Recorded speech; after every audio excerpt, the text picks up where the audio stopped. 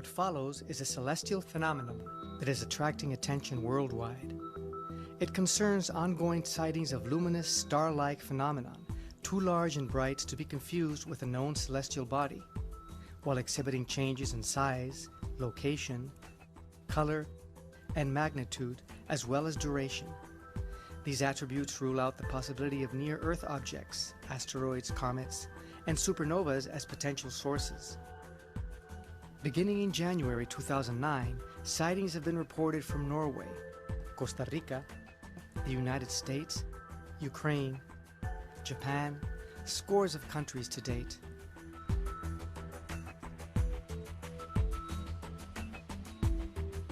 There are many newspaper and TV reports. UFO sightings may be the stuff of films and TV shows, but they keep turning up.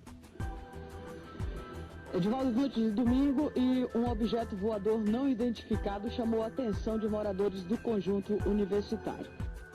Cuando hay una luz muy grande, muy resplandeciente, que no es normal verla en el cielo. Norwegian authorities are investigating strange lights seen in the Arctic sky. The spiraling white light was seen for several minutes Wednesday morning. Locals say the light appeared to be bigger than the moon. Thousands of Norwegians bombarded the Meteorological Institute to ask what that light could have possibly been. Some feared it could have been a meteor, others a black hole, and there are even those that thought it could be aliens.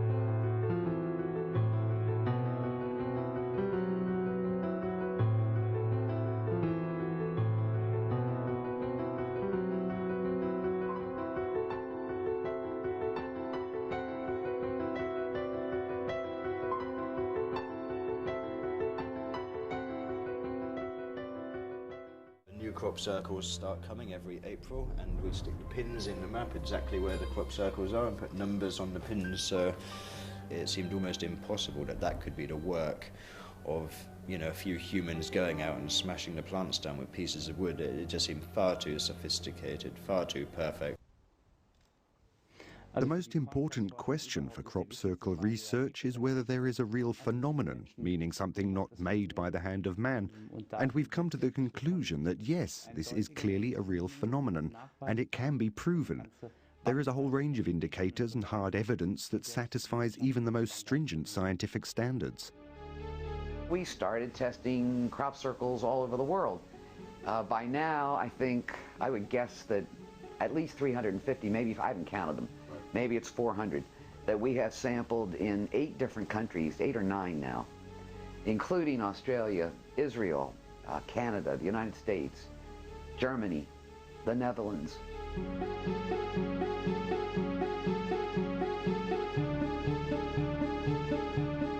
We can prove that there is apparently a rotational force. This rotational force contains an energy component that works like a microwave. We can reproduce many of the changes which take place in the plants and soils by means of microwave radiation.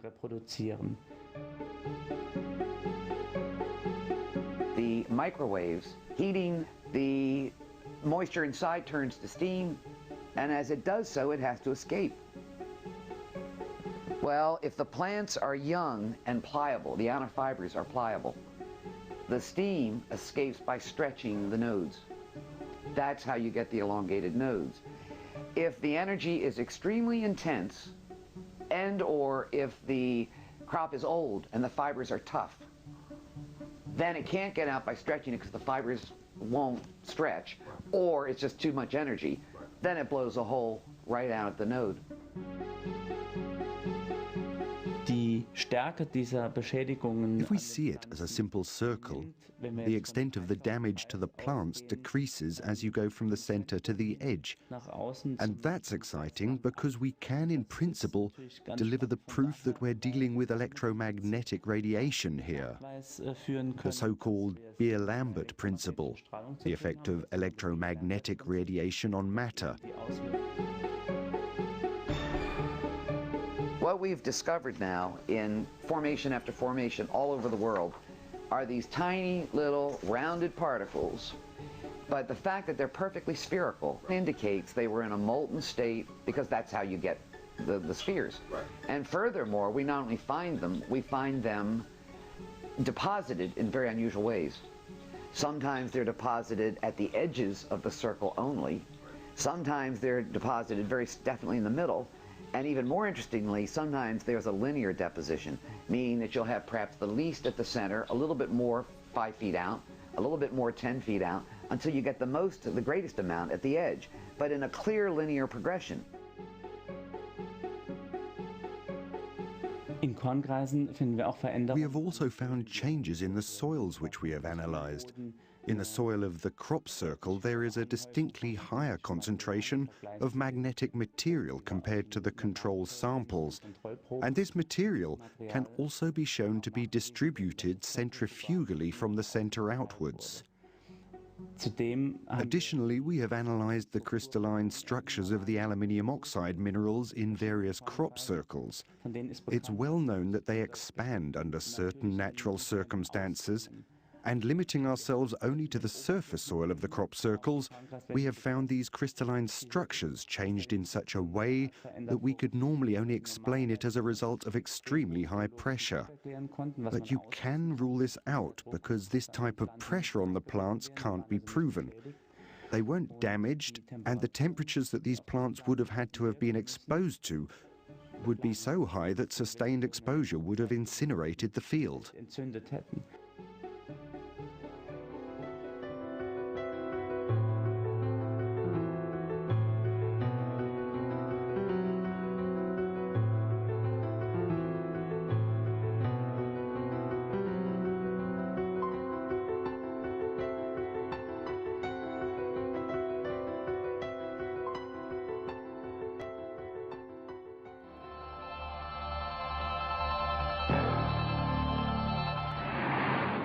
The place is Switzerland. The time, early spring, 1978. An unusual team of people makes its way to a secret rendezvous. Their goal, a tiny mountain village named Schmidt-Rutti. They were brought here by Wendell Stevens, retired Air Force colonel and for over 20 years one of the world's leading UFO investigators. Their mission, to check out one of the most remarkable UFO cases ever reported. One that has been called alternately too good to be true, the hoax of the century, or the start of a new age for humankind. What makes the case so special in your mind? Why bring us all the way up here from Arizona? Man, up to now we've been dealing with just the tip of the iceberg. There's a mountain of evidence here. There's other witnesses, there's lots of photographs, there's recorded sounds, there's landing tracks, a lot of things in this case. Bigger than any case I ever saw before. Thus begins what was to become a 5-year investigation. His name is Edward Meyer. He is called Billy, an old nickname that sprang from his fondness for heroes of the American West. He is a farmer. He claims he has been in contact with beings from another world. He also claims to have proof of these contacts. How did it happen? What made you go outside into the forest? I got something like a very nice voice in my head. I heard something to leave the house, to go out and to take a photo camera with me. When I was far upsides from the village, I heard a singing noise in the sky. And when I was looking up there, I have seen a disc. Then slowly, it comes lower and lower and set it down between the white trees and the forest there behind. Meyer later photographs the impressions left by the disc's tripod landing gear. The grass has been pressed and swirled in a counterclockwise direction. Even a year later, the grass has not sprung back, but Meyer notes that the impressions swarm with insect life. Then I have seen a person who came out of the disc. Person came out? Yeah. And when the person came out of the left side of the trees there, I have seen that it is a woman. Mr. Meyer, what did they look like? She looks like a human from this earth. Like you, like I, like human beings from this earth. Where do they come from, Mr. Meyer? They shall be coming from the star picture of the Pleiades.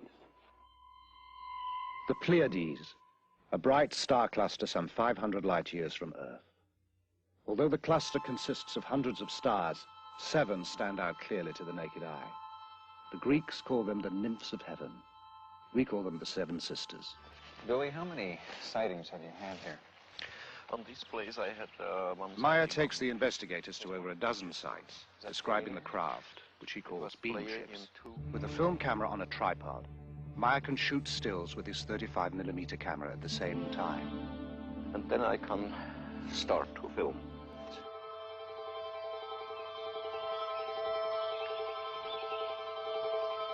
So we want to thank you for all your time and trouble. Yeah. Okay, just a moment, wait. Okay. I have here something. Here. What's this? Metal samples. Metal samples? Yeah. Where did you get these? I got it from Semyase, and she brought them from ERA. Are they extraterrestrial?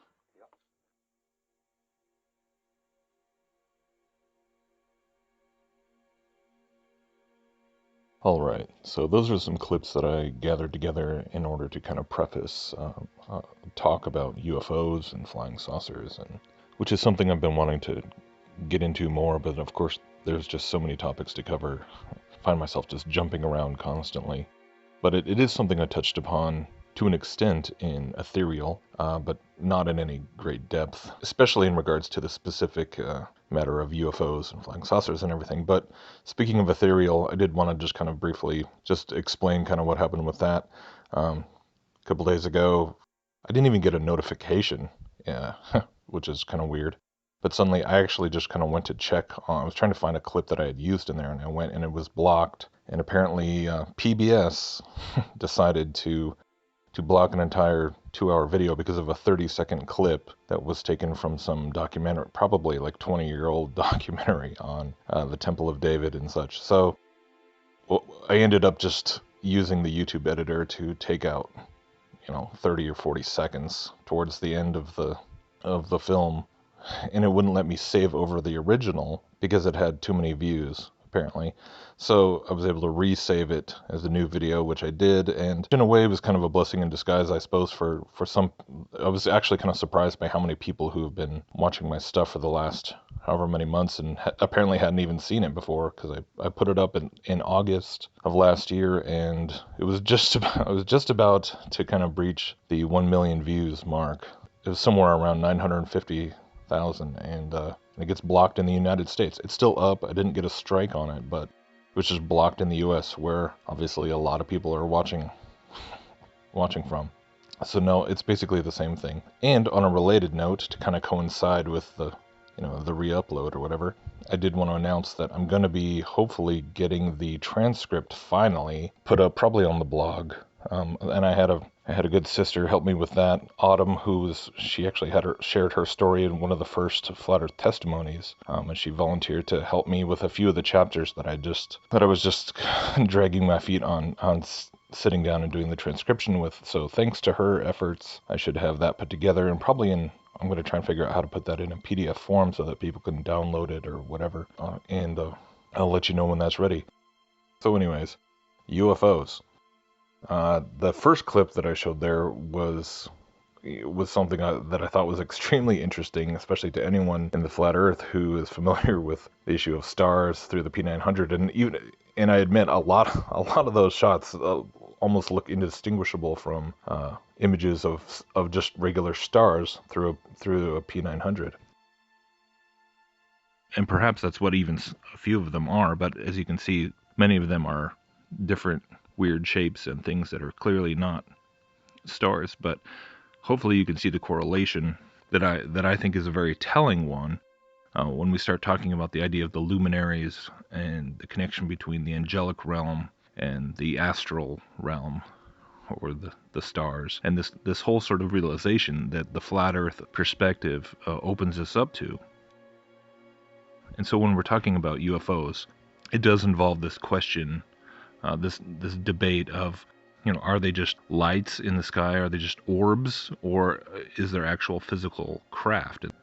And so I did want to kind of explore both of those aspects, or both of those ideas. But hopefully you could see from the segments that I chose that sort of a constant running theme here is this one of electromagnetism. And in videos in the past I've talked about this description that I think is a perfect description when it comes to the luminaries of the stars. Since we now know that they are absolutely not giant fusion centers of gas, millions and billions of light years away, we don't really know what they are or how they work, but we can describe them as sonoluminescent electromagnetic manifestations. Or I guess we could call them SEMs, S-E-M. I mean, it's as good of a description as any in terms of what we actually can see and observe. And from a biblical perspective, of course, it makes much more sense, all the correlations in the scripture between the stars and the angels, that when we talk about these electromagnetic manifestations, that these are somehow connected to angelic entities. These angels that God created to perform a multitude of tasks throughout creation, which is a difficult concept for a lot of Christians to absorb. But when you actually open scripture, and even when you look in the book of Revelation, and you have angels connected to the winds, and you have angels connected to all these different aspects of creation, it doesn't mean that they are usurping the place of God, but they have jobs, they have duties, they have assignments. And that connects to this idea of, powers and principalities, all these levels of angels, these rankings that presumably correlates to different, levels of tasks within creation. And we don't understand how that all works in any detail, but we just have a general idea.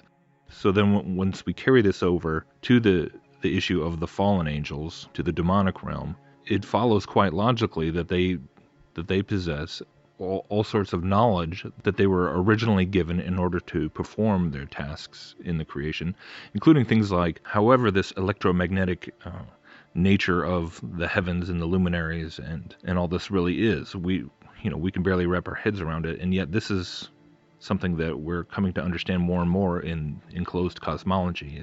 There's obviously a very central role that electromagnetism plays within creation. And so when it comes to things that are just orbs or lights in the sky that are just, that's all they are, is electromagnetic manifestations in the visible light spectrum, suddenly it's not it's not much of a leap. I would hopefully that doesn't need a lot of explanation. And then when you carry it over into things like crop circles, which I know a lot of people just write off as complete hoaxes, and indeed some of them have been hoaxes, but as that clip shows, there's a vast majority of them that when you really get into a deeper examination, you start to realize that they're actually caused by some sort of microwave spiraling vortex phenomenon, some sort of toroidal phenomenon that essentially uses an electromagnetic manifestation in the form of microwaves to heat up the moisture that is inside the stalks, the reeds there, and then they expand and burst and bend. And essentially what you have then is that someone or something is using controlled bursts of electromagnetic energy to essentially draw pictures in the fields. And hopefully it shouldn't really take a lot of convincing to see that, the content of these pictures is chock full of New Age symbolism and occult symbolism. Probably 99%, if not all, are images, icons, mandalas, all connected to the ancient mystery schools and everything else. And it begs the question as to why even if it were hoaxes, why are the people, because obviously they're being made by intelligent beings, whether they're human or not, why is it always about this New Age occult symbols and New Age messages in these crop circles? Personally, I believe that they are really being caused by these same ethereal entities, these same demonic spirits. And then that last clip where it was in the 60s or 70s in Switzerland, and the guy's talking about how he hears a voice in his head, and he goes out to his field and he sees a saucer, and he's got these photos that admittedly, they look pretty hokey. You can tell it's real because it looks so fake, right? No, I'm just kidding. Even here there's a lot of the same telltale signs. He even mentions when they're leaving that the name of the being that he talked to, its name was Semjaza, which I'm sure many of you will recognize as one of the fallen angels as recorded in the Book of Enoch. So kind of a curious name for an alien, when you say. But again, when it comes to this idea of flying saucers and flying craft and things like anti-gravity propulsion systems, and which I'm sure most of you have looked into all these things, really comes back to the same sort of unifying theme of electromagnetism, right? So in essence, what the conclusion is that electromagnetism is actually not something that is just limited to the physical realm, which is kind of what materialistic science, because it doesn't believe in a spiritual realm, assumes, and what Christianity has sort of inadvertently accepted. So the idea that electricity and electromagnetism is something that is part and parcel to the spiritual realm is something that has been completely lost on us for at least 100 years, if not longer. We just think of it as this purely mechanical force of nature, thanks to the scientific revolution, which I definitely believe is just part of the plan, right? Because you're reducing it via scientific materialism to something.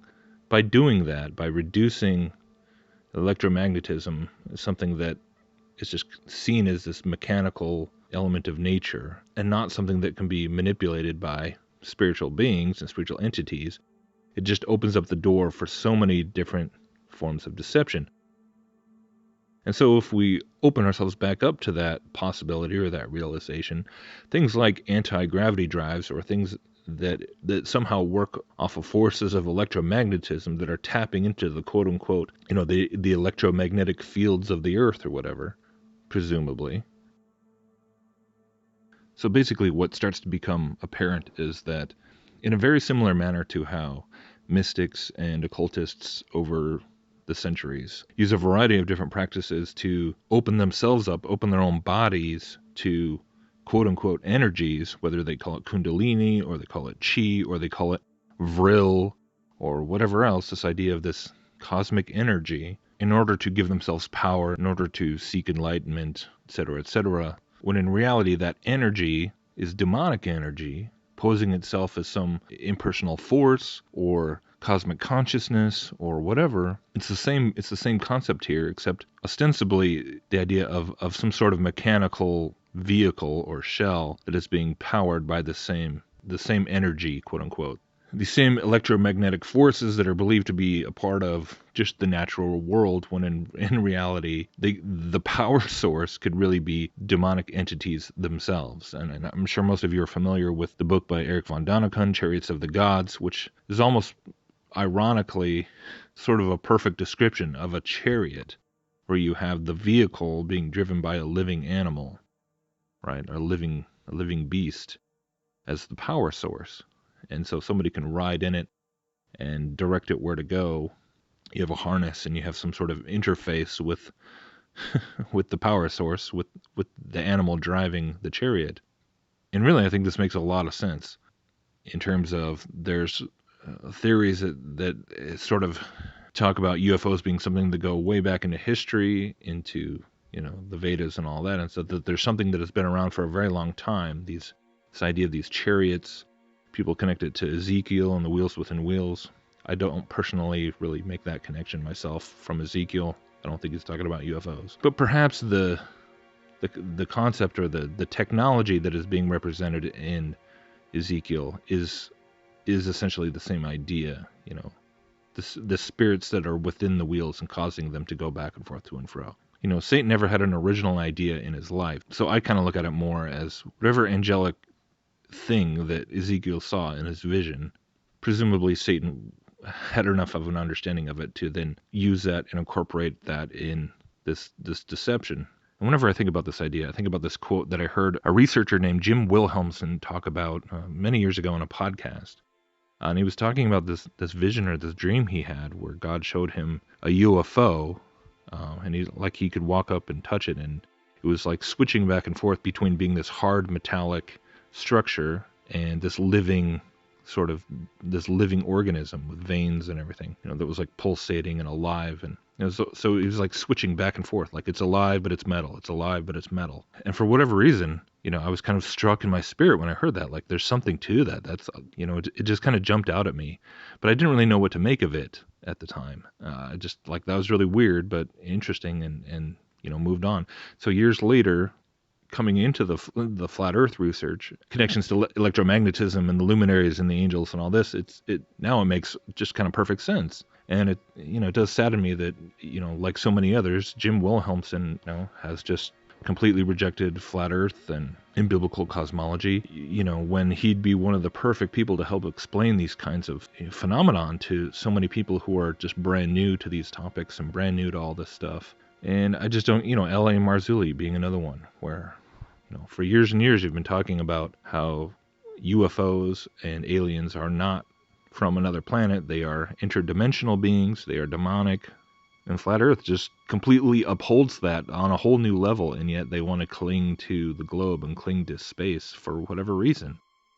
Even though, it should be patently obvious that in order to sell the lie that these things are not demonic beings from right here, but they are, aliens from some other planet or some other solar system, you need to get people to believe in a solar system. I mean, that to me, that was one of the most, it was just instantly obvious, like how that all connected. And so many people in the flat Earth, the vast majority, I'd say, once they kind of turn that corner and they realize that there's something to this, that NASA's really faking all this stuff and there's no curvature and so on. The UFO deception across the board is something that almost everyone understands on a certain level, at least in terms of all the Hollywood propaganda how it's being pushed in the movies and the media since at least the 1950s, and science fiction, and NASA's obsessed with finding life on other planets and everything. So they get that this is an agenda, but a lot of them still don't necessarily understand that, yes, this UFO phenomena, the abduction phenomena, that this is all demonic, right? Once you start talking about demons, a lot of people shut down and they start to, roll their eyes, and they want to try, they'll start reaching for other explanations. And, there's guys like Dave Weiss out there he's a flat earther, he believes in a creator now, and that's all great, but he's still at the same time out there talking about aliens and UFOs are entities from, a different pond, like on the infinite plane, right? So we don't have other planets, we have other ponds, and it's just, so you've just kind of translated the same old narrative into this new flat Earth paradigm. And it's kind of sad because there's so much research that has been done from guys like Chris White, Ancient Aliens Debunked, and Canary Cry Radio for years, GONS. There's so many, and like I said, L.A. Marzulli, and so many of these guys that have been just putting out so much evidence to explain how these manifestations are real, but they are all part of this demonic agenda. They're all absolutely connected to the occult. It's all connected to the New World Order agenda. And once you understand that it's the same entities that have been perpetuating the UN and the Federal Reserve and, the one world government, and then all the aspects of scientism like transhumanism and pushing towards the singularity, trying to take this quantum leap in consciousness and blah, blah, blah, blah, that it's all one agenda. It's all part of one lie, and it's all being pushed by the same source, and it's not a human source.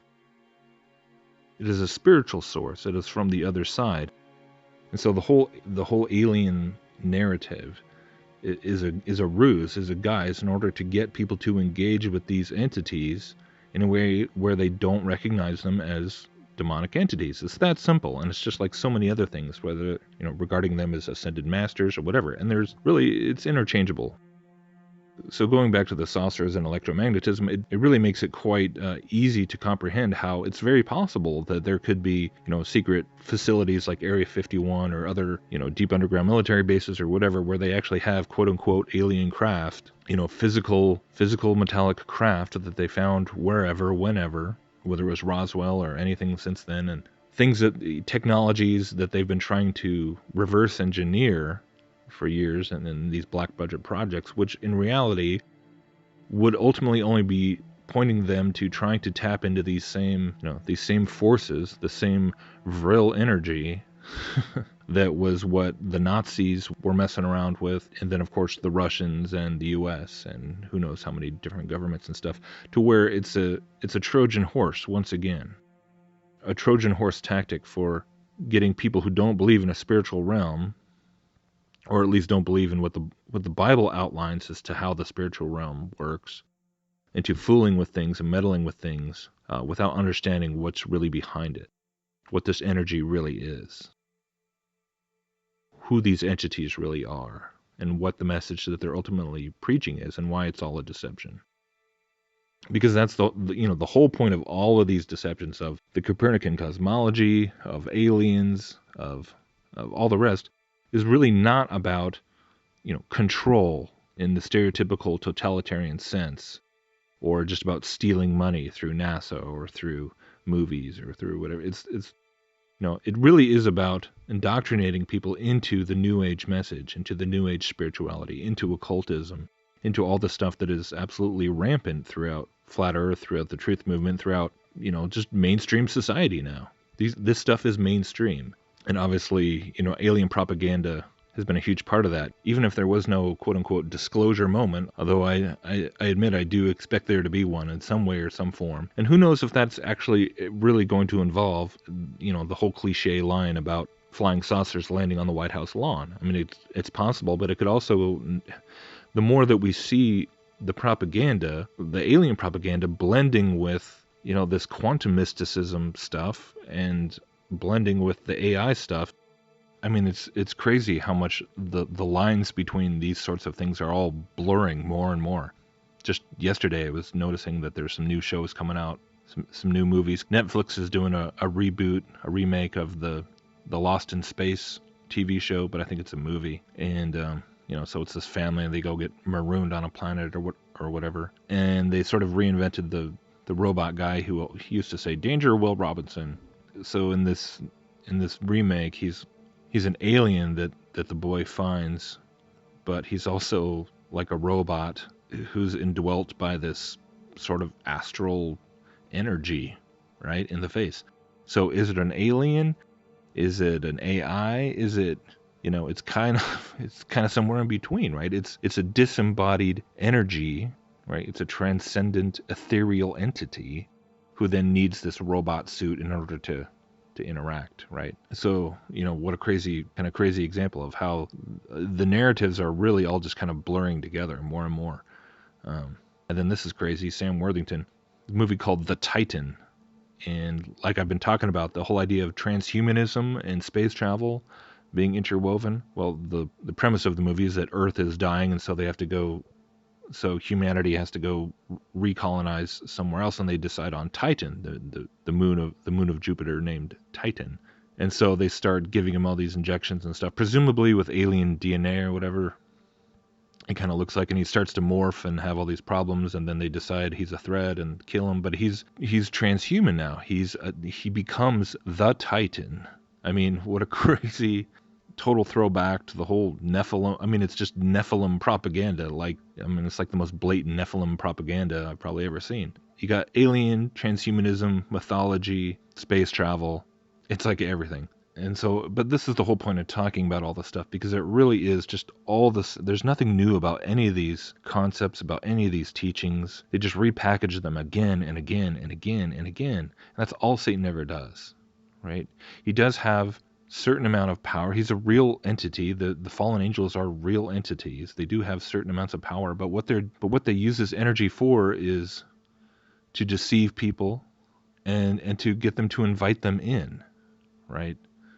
So as much as we talk about electromagnetism and admittedly, it can get a little bit disconcerting when we think about electromagnetism and electricity being things that can be manipulated by the spiritual realm and by the enemy. When we think about how that is just intruding into every little inch of our lives through the technology that we use, and everyone knows about 5G and these things, and that whole thing coming up and being bombarded with EM waves, just on a frightening level. And how is that going to possibly tie into some sort of mind control or great deception or or, just the idea of getting zapped with radiation and cancer and things like this. So there's a lot of fear-mongering and, that can come with that. And that is not the message that I am trying to get across here. The good news is that once you understand that all this stuff has this common demonic core, this common satanic source, is that Christ has authority over that entire realm. And that when you put your faith in Jesus and when you become born again through faith in Christ and the Holy Spirit comes to live within you, just like Ephesians 6:12 says, our battle is not against flesh and blood, but against the powers, against the principalities, the forces of this world in heavenly places. And we have the ability to bring down strongholds and to rebuke the enemy and cast out the enemy. And we do not have to be afraid of these beings. But we have to understand the lies that they are telling, the lies that they have been telling to the entire world for generations upon generations. But speaking of Ephesians 6:12, I actually talked to Lloyd from the channel Ephesians 6:12, and he's back up again with a new one because his main channel and he had a backup channel, and they were both taken down, and just more of the censorship. But I did get a chance to talk to him earlier this week, and that was a real encouragement to me, and so I'll leave a link down to his new channel as well. He made a comment about how we were talking about UFOs, and he said the heavenly angels, God's angels, they don't play peekaboo. And I was like, I thought that was a great quote, because it's that's what you see all these manifestations, all these little things do. It's just these little games of peekaboo and what is it, and it gets people gets people curious, it gets people hooked in. It's the whole mystery school, it's just the same old mystery school tactic of like titillating people's curiosity and trying to give them a trail of breadcrumbs. And that's not how God works, right? God doesn't use his angels, he doesn't use transcendent experiences and spiritual experiences to just pull you down rabbit holes, right?